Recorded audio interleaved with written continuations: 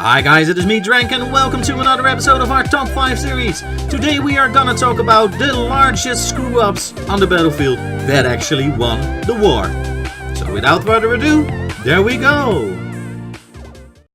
And in our number 5 spot we find the British accidental announcement of their surprise attack on the news. Yes, in 1982, Great Britain and Argentina were fighting over a small island grouping called the Falklands. And the British were losing. And in need of a quick victory to reinvigorate the campaign, operational planners closed their eyes, took out a map and played pin the tail on the Falklands to decide where the attack should happen. They selected a town called Goose Green, and to prepare, 690 Royal Marines stealthily broke off from the main continent and moved down to prepare the attack. It was already on May the 28th, but then it happened. The BBC announced the upcoming attack on their worldwide news, and yeah, you guessed it, the Argentinians were watching. The British commander of the Royal Marines was so furious, threatening to sue the BBC for ruining their plans of the attack and spoiling the element of surprise. But it turned out, the Argentinian commander saw the broadcast and concluded that no attack would ever come, under the assumption that only total arrogant idiots would announce their plans via worldwide news service. The British, however, continued their plans anyway. Did they know the Argentinians had let their guard down? Or did they just decide that, well, we already gone through the trouble, let's follow up on it. When the British actually attacked the following day, the Argentinians were caught by an even more complete surprise, and the British eventually won the battle, retaking Goose Green, reinvigorating the Falkland campaign, and ultimately earning a victory. So that's why this story is in our number 5 spot. And in our number 4 spot, we find an unauthorized invasion of France. On the morning of 1942, the British Lord Louis Mountbatten up and decided to invade France. Normally an easy task for anyone to accomplish, but this time there were a few key differences. For once, this was in the middle of World War II, so France was being occupied by the Nazis, and 2, he did it without bothering to tell anyone on his side. He literally launched an invasion, and he didn't bother to tell any of his superiors what he was about to do. He ordered thousands of Canadian, British and American troops to capture the French coastal town of Dieppe, and created a beachhead. What could honestly go wrong? Well, since Mountbatten didn't bother to tell anyone on his side, the force was sent in lacking many things like normal invasion force would have, such as proper resources, intelligence and also the backing of the British Home Command. Generally speaking, half-assist attacks would, without any support, don't really end well. And well, the Dieppe raid was no exception. It was a disaster. But it turns out it's comforting to know that your disastrous failure could at least show somebody smarter than you how to succeed. Well, that's exactly what happened here. That clusterfuck of an invasion attempt gave the Allied precious info on how to handle an amphibious invasion in the future, particularly for D-Day. After the war, many military commanders remarked at the importance of the Dieppe invasion toward the victory of D-Day, with Winston Churchill himself saying that Dieppe was an indispensable preliminary to full-scale operations. So that's why this one is in our number 4 spot. And in our number 3 spot we find Hitler who gets defeated because of a Russian humiliating attack on Finland. When World War II broke out, Germany invaded Poland. Very soon after that, Soviet Russia decided to get in on the action and flex their muscles by attacking Finland. And what an easy attack it would be. Soviet tanks outnumbered Finland's by a ratio of 200-1, and in aircraft that was 34-1. The Soviets had triple amount the troops that Finland had. The only problem was that at the time, the most of Soviets' military was kind of a joke. This made itself obvious when 6 months after attacking, Stalin had a few miles of territory in Finland and 2 great big buckets of casualties to show for it.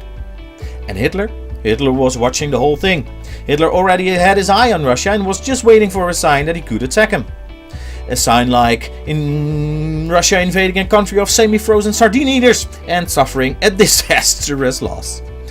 Stalin's fuck-up made Hitler so overconfident that he said, "We only have to kick in the door and the whole rotten structure will come crashing down." And well, we can't blame him. But if you know anything about World War II's history, you know what comes next. In 1941, Germany launched Operation Barbarossa. And sure enough, Hitler made huge gains into Soviet Union. But by the time Stalin got his act together, Hitler's forces weren't too much from Moscow. But it turns out the Soviets just needed time to get production and war materials rolling and get reinforcement from Old Man Winter. The Soviets pushed back and the Nazis eventually had to retreat, until Hitler demanded the city of Stalingrad to be held at all costs. That decision ended up costing several 100,000 men their lives. The disastrous attack on Finland by Russia motivated Hitler to attack Russia, and this became his downfall, and this is why it's our number 3 spot. Our number 2 spot. Failing to prepare for war wins the war. In 1967, Israel launched a preemptive strike against hostile neighbors Egypt, Syria and Jordan, and in the process took control of some hotly contested land. About 30 seconds after that, Egypt, Syria and Jordan wanted some payback. Now, Israel wasn't stupid. They knew their Arab neighbors were plotting a revenge. However, based on intelligence, they calculated that Israel didn't need to worry about an attack until at least 1975. Meanwhile, around 1973, smart individuals in Israeli intelligence started notice movement that troubled them. But with 1975 still 2 years away, these people were fairly well ignored. Israel didn't realize that their enemies were actually in a far better shape than they thought they were. Pretty much everyone was feeding Israel misinformation, and the other side was steadily being armed by the Soviets. Not long after that, the Egyptians breached the Israel's so-called Bar-Lev line without much difficulty and began pouring into the Sinai Desert, while the Syrians retook most of the Golan Heights in their attack. Israel's lack of preparation allowed a massive Egyptian army into the Sinai Desert uncontested. This sounds like a win, but it meant disaster for the Egyptians. That's because Israeli forces managed to reseal the Bar-Lev line, which had the effect of trapping an entire Egyptian army in the Sinai.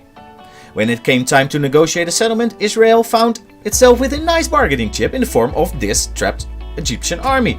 They didn't really want the Sinai back so much as they wanted Israel to leave them the hell alone. So they proposed a deal. They let Egyptians have both back the Sinai Desert and their army if they just agreed to recognize Israel's right to exist. Egypt took the deal. This just shows how fortunate they were that so many Egyptian soldiers managed to put themselves in a position to be trapped. And it probably would not have happened if Israel was actually ready to fight. So this is why this one is in our number 2 spot. It is time to review our number 1 spot, and in our number 1 spot we have Pearl Harbor. On a date which will live in infamy, the Japanese attacked Pearl Harbor. A few days before that attack, the US Chief of Naval Operations sends an encoded important warning message that warned of an imminent attack from Japan, and advised the military to start flying reconnaissance missions to watch out for, let's say, Japanese fighters that were going to attack Hawaii. Despite what the message said, Army and Navy planes at Pearl Harbor were not flying reconnaissance because the message was received a day after the attack, and it wasn't even translated until a couple of days later. Believe it or not, this was considered a short delay at the time. As a result, the Navy didn't sail out to meet the Japanese attack. Everyone was caught by surprise, and history happened. If the US military had been translating these messages in real time, there's a good chance the fleet would have been deployed to attack. But they didn't, and it wasn't, which saved a whole lot of lives. Why, you ask me? Well, those ships would have been taking on Japanese aircrafts. And as many ships would found out during the war, it wouldn't have been a suicide mission. Ships at the time just weren't equipped to defend themselves from air attacks. For instance, the British found out themselves 3 days after the attack when Japanese planes caught HMS Prince of Wales and HMS Repulse in open water. The Japanese sunk both ships with a total loss of 800 sailors in a couple of hours. In reality, the Japanese attack on Pearl Harbor was pretty much a failure. The US ended up with only losing 2 battleships, Arizona and Oklahoma. Meanwhile, all the fuel stations and repair facilities at the base were left untouched, and the Navy could get work fixing them right away, which is exactly what they did. So a lot of lives were saved that day, just because nobody was checking their messages. So that's why this one is in our number 1 spot. Alright guys, that's it for our top 5 screw-ups that won the war. I hope you liked the video. If you do, please leave a thumbs up and subscribe to the channel if you haven't already. On screen are 2 videos I highly recommend checking out, and I will see you in the next one.